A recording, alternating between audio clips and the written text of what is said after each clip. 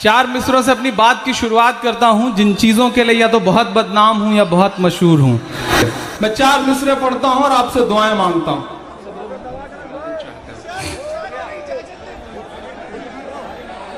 था शहंशाह को गुरूर बहुत, यहां से वहां तक एक एक शख्स की शिरकत होनी चाहिए। मुझे लगे कि मैं गोरखपुर में खड़ा हूं, मैं हिम्मत करता हूं और आपसे दुआएं मांगता हूं कि था शहंशाह को गुरूर बहुत, जिस बादशाह का जिक्र कर रहे थे आजम भाई, मैं कोशिश करता हूं चार मिसरे पढ़ने की।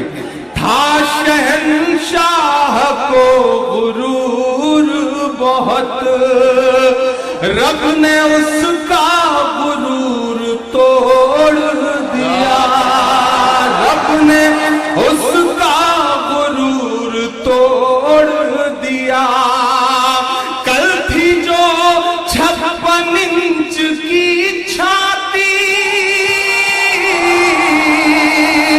अगला मिसरा सच्चा हो तो एक हाथ हवा में उठे। कल थी जो 56 इंच की छाती, एक कन्हैया ने सब सिकोड़ दिया, एक कन्हैया ने सब सिकोड़ दिया। रब ने उसका गुरूर तोड़ दिया। मैं गुजारिश कर रहा हूं कि जो इंतजाम वाले लोग हैं, कमेटी के लोग हैं, उनसे गुजारिश है कि बिल्कुल छोड़ दें, उन्हें मेरे हवाले और मुझे उनके हवाले। वो कुर्सी रख लें, आगे देखें आप।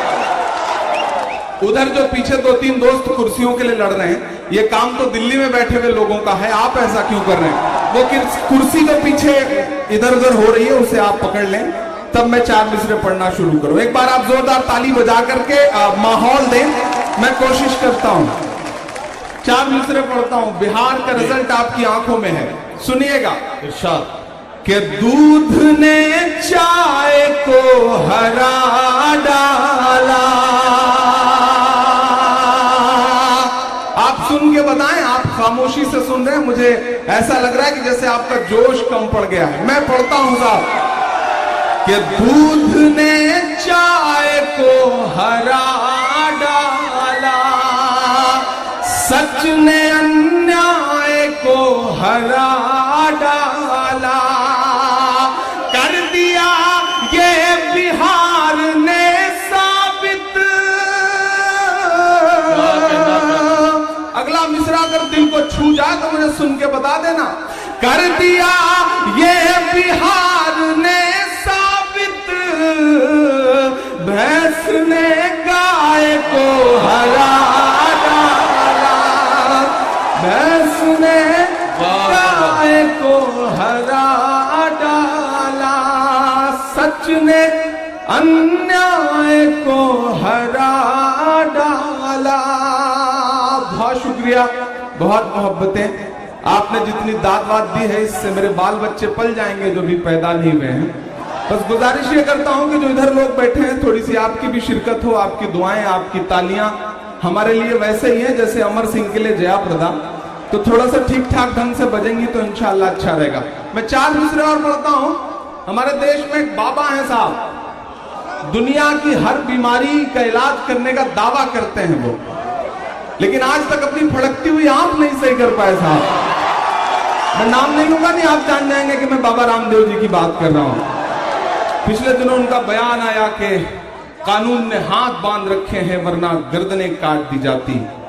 तभी उनके पीए ने उनसे कहा कि बाबा अगर गर्दनें काट दी जाएंगी तो जो अपना तेल और शैम्पू का बिजनेस है उसका क्या होगा? बाबा तुरंत चुप हो गए। मैं चार मिसरे पढ़ता हूं, मैं एक सवाल उछालता हूं उनकी तरफ। मुनव्वर सलीम साहब जैसी बड़ी शख्सियत इसलिए चुप नहीं हुए थे, उनके बयान के बाद हमारा बयान जारी हुआ था।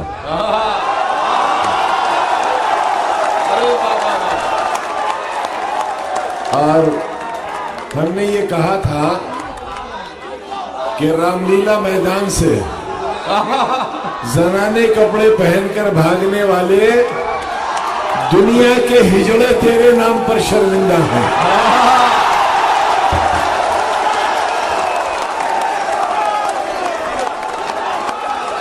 जिंदाबाद जिंदाबाद। बिल्कुल, मैं 4 मिसरे पढ़ता हूं। बिल्कुल जो आजम भाई ने कहा है उसे अक्षरशः शब्द शब्द पिरोता हूं अपने 4 मिसरों में। जी बिल्कुल। जो नफरत के सबब उठी थी वो ललकार किसकी थी।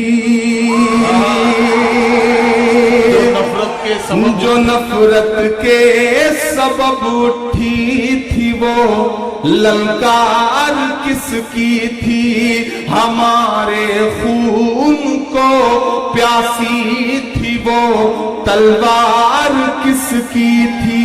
हमारे खून को प्यासी थी वो तलवार किसकी थी। हमारी गर्दने मत काटिए बस ये बता दीजिए। कसम है कि हाथ को आपकी तालियों का शोर हरिद्वार तक जाए। मैं अगला मिसरा पढ़ता हूं। हमारी गर्दने मत काटिए बस ये बता दीजिए। जिसे तुम पहन कर भागे थे वो सलवार किसकी थी। जिसे पहन कर भागे थे वो सलवार किसकी थी। जो नफरत के सबब। इमरान ये 4 मिसरे फिर से पढ़िए एक बार। पढ़े जाए तो बताइए, पढ़े जाए। जो नफरत के सबब उठी थी वो ललकार किसकी थी। हमारे खून को प्यासी थी वो तलवार किसकी थी। हमारी गर्दने मत काटिए बस ये बता दीजिए। जिसे तुम पहन कर भागे थे वो सलवार किसकी थी। जिसे तुम पहन कर भागे थे वो सलवार किसकी थी। नहीं, ये चंद ठेकेदार नहीं तय करेंगे कि हम क्या बोलेंगे क्या नहीं बोलेंगे, क्या खाएंगे क्या पहनेंगे। हम उन्हें ये तय करने की इजाजत नहीं देंगे। ये कोई तय कर सकेगा तो जो हमारे रहबर हैं आजम साहब जैसे लोग, वो तय कर सकेंगे कि हमारी नस्लें क्या करेंगी, क्या बोलेंगी, क्या पहनेंगी। मैं 4 मिसरे पढ़ता हूं साहब कि तुम्हारे पहले बोला है तुम्हारे बाद बोलेंगे। मैं जानता हूं आपकी धड़कनें जो महसूस करती हैं। मैंने कोशिश करी है कि मैं उसे शब्द दे सकूं। मैं आपकी अदालत में हाजिर हूं। पढ़ता हूं 4 मिसरे कि तुम्हारे पहले बोला है तुम्हारे बाद बोलेंगे। भगत अशफाक बन करके कभी आजाद बोलेंगे। भगत अशफाक बन करके कभी आजाद बोलेंगे। तुम्हें जय बोलना है मेरे भाई शौक से बोलो। मेरे ईमान ने जो कहा है, अगर आपका भी ईमान यही कहता है तो एक हाथ को कसम है अगले मिसरे पे। तुम्हें जय बोलना है मेरे भाई शौक से बोलो। मगर हम जय नहीं बोलेंगे जिंदाबाद बोलेंगे। मगर हम जय नहीं जिंदाबाद बोलेंगे। तुम्हारे पहले बोला है तुम्हारे बाद बोलेंगे। शुक्रिया हुकूमत का, मुख्यमंत्री जी का, आजम भाई का। जिन्होंने अवाम का दर्द गाने वाले एक शख्स को अवार्ड देने का फैसला किया। तो ये अवार्ड तो मेरे चाहने वालों का है, मैं आप सब पे न्यौछावर करता हूं इस अवार्ड को। और 4 मिसरे पढ़ता हूं कि मोहब्बत और चाहत का मोहल्ला लेके चलता है। क्यों इमरान पढ़ रहा है ये मिसरे? कुछ तो बात होगी साहब। सियासत को एक किनारे रख दीजिए और इमरान के मिसरे सुनिए कि मोहब्बत और चाहत का मोहल्ला लेके चलता है। ये पागल अपने लब पर नाम अल्लाह लेके चलता है। ये पागल अपने लब पर नाम अल्लाह लेके चलता है। महज इस बात पर कुर्बान हूं तुझ पे है आजम खां। एक बहुत पर्दे की बात को आम करता हूं और सच लगे तो दुआएं देना। महज इस बात पर कुर्बान हूं तुझ पर है आजम खां। तू अपने साथ गाड़ी में मुसल्ला लेके चलता है। तो अपने साथ गाड़ी में मुसल्ला लेके चलता है। ठेकेदार तय करेंगे क्या पहनना है, क्या खाना है, और हद तो यह है कि वो ये तय करेंगे कि आपको कितने करने हैं। अच्छा, बहुत समझदार लोग हैं अल्हम्दुलिल्लाह, यहाँ के बहुत समझदार लोग हैं। मैं आपकी समझदारी को सलाम करता हूँ और 4 मिसरे पढ़ता हूँ कि तेरी मर्जी है जो चाहे तू मेरे यार पैदा कर। भले ही चाय वाला या के चौकीदार पैदा कर। भले ही चाय वाला या के चौकीदार पैदा कर। अगला मिसरा आप उछल जाएंगे, मैं जानता हूं, बताइएगा मुझे। भले ही चाय वाला या के चौकीदार पैदा कर। बड़ी हैरत है वो खुद एक भी पैदा न कर पाए।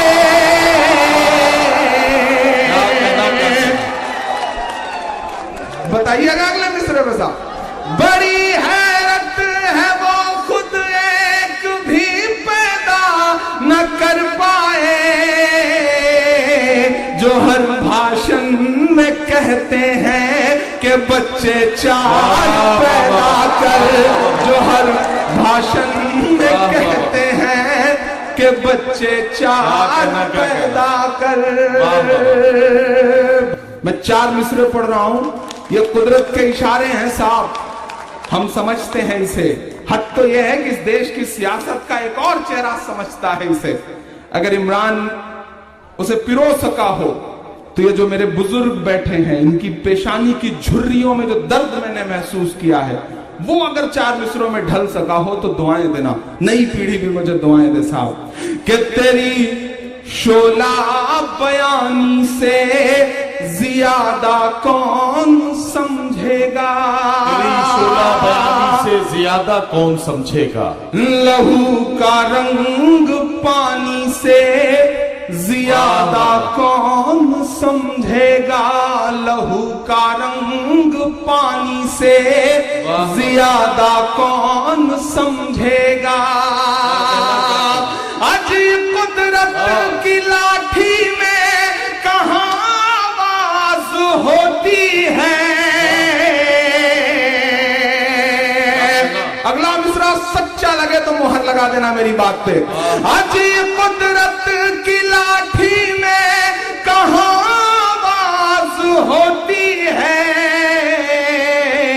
ये बातें आडवाणी से ज्यादा कौन समझेगा।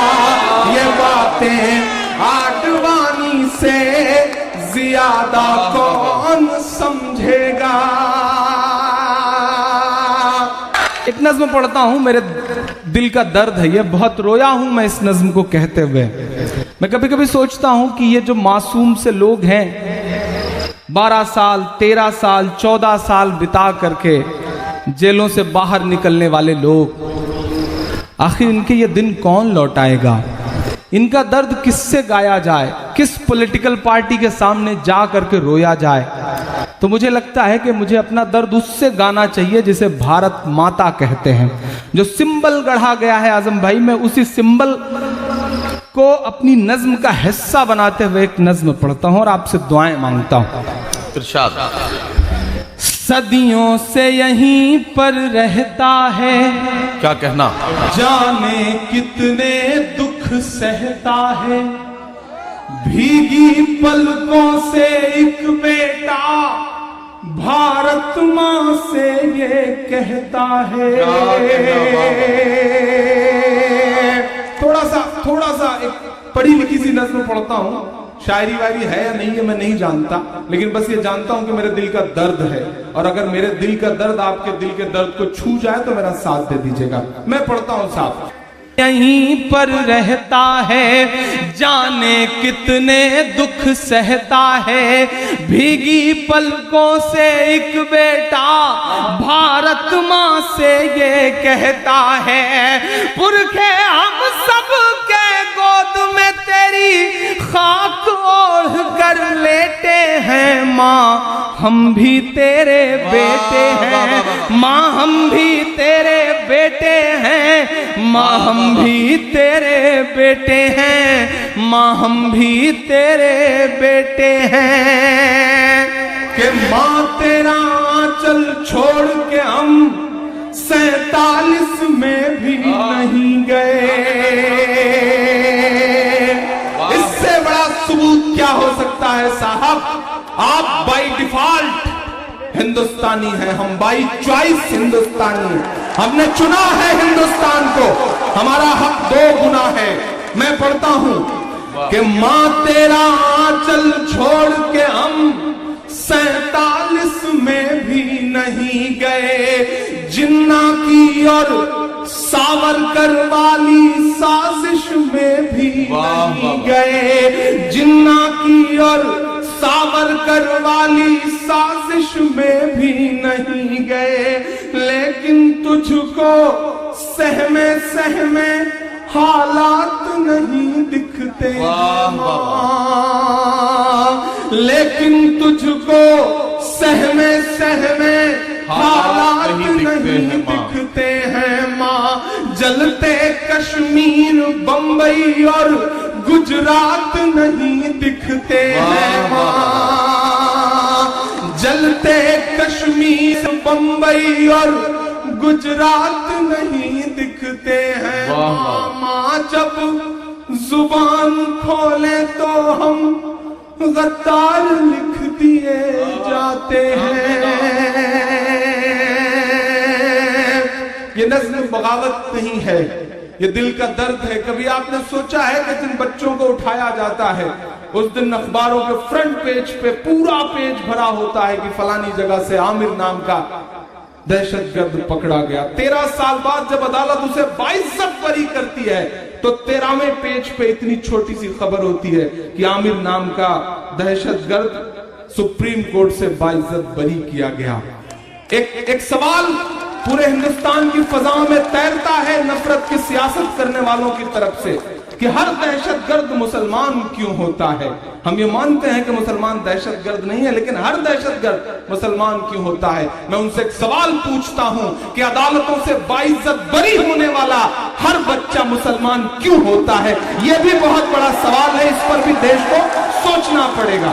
मैं पढ़ता हूं और दुआएं मांगता हूं आपसे कि माँ तेरा आंचल छोड़ के हम 47 में भी नहीं गए, जिन्ना की और सावरकर वाली साजिश में भी नहीं गए। माँ जब जुबान खोले तो हम गद्दार लिख दिए जाते हैं, हर एक हादसे के हम जिम्मेदार लिख दिए जाते हैं।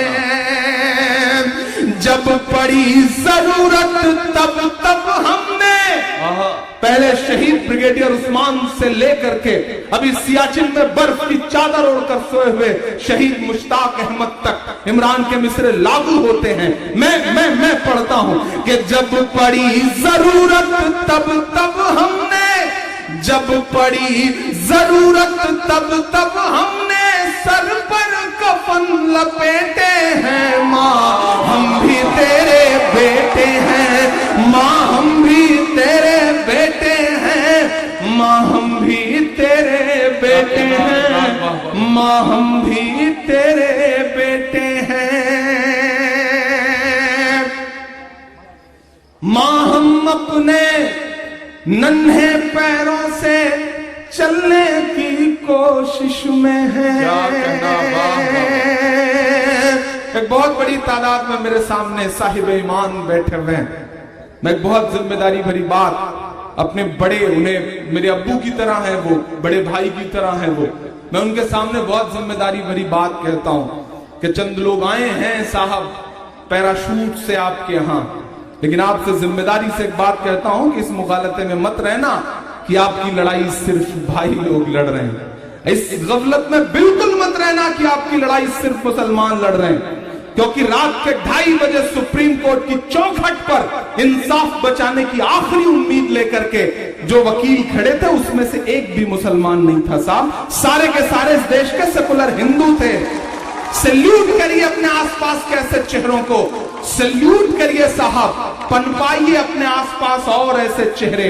आप गुजरात गुजरात गुजरात चिल्लाते हैं, लेकिन गुजरात के मसले को सच में अदालत तक ले जाने का जिसने काम किया वो कोई मुसलमान नहीं है, उसका नाम तीस्ता सीतलवाड़ है। सैल्यूट करिए ऐसे चेहरों को, सैल्यूट करिए तीस्ता सीतलवाड़ को, सैल्यूट करिए अरुंधति रॉय को, सैल्यूट करिए कुलदीप नैयर को, सैल्यूट करिए शहीद हेमंत करकरे को, जिन्होंने बताया कि दहशत के और भी चेहरे हुआ करते हैं, और अगर वो कुछ दिन और जिंदा रह गए होते तो शायद आपके यहां का सबसे बड़ा दहशतगर्द जेल में होता।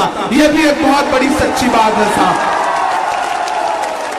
सैल्यूट करिए अपने आसपास के ऐसे चेहरों को जो सच में हिंदुस्तान में कौमी एकजुटती को बचाए हुए हैं। मैं आखिरी बंद पढ़ता हूं इस नज्म का कि मां हम अपने नन्हे पैरों से चलने की कोशिश में है, इस रंग बदलती दुनिया के संग ढलने की कोशिश में है। हो मुसलमान तो क्या उसकी भी जान तो जाही होती है।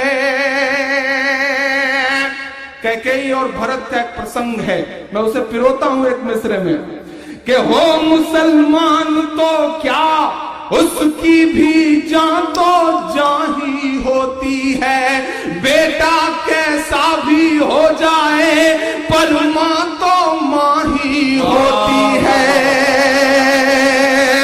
कि तू झांक के दिल में देख कभी, तू झांक के दिल में देख कभी, हम कितना दर्द समेटे हैं। माँ हम भी तेरे बेटे हैं, माँ हम भी तेरे बेटे हैं, माँ हम भी तेरे बेटे हैं, माँ हम भी क्या कहना है इमरान, वाह वाह वाह। हैं।